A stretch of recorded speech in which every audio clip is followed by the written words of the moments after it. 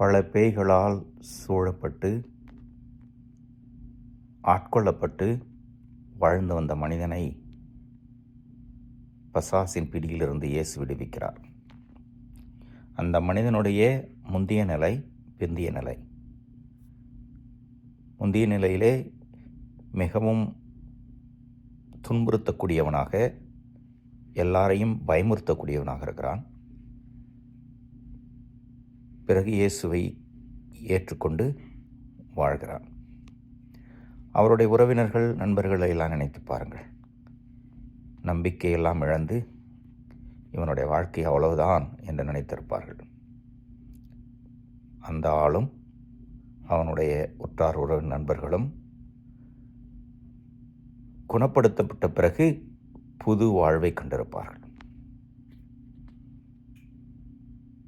எல்லாரையும் பார்த்து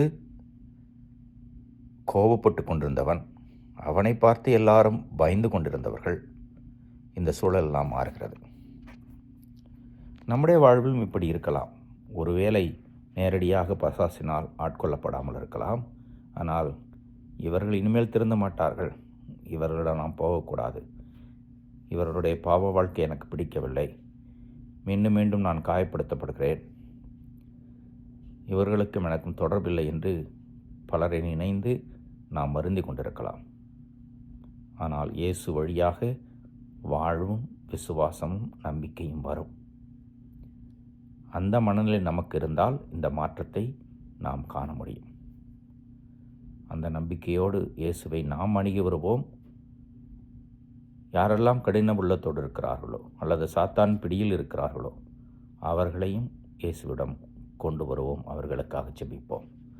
மாற்றம் உண்டு. நம்புவோம், நடக்கும். இறைவன் என்னும் வாழ்த்து பெறுவாராக.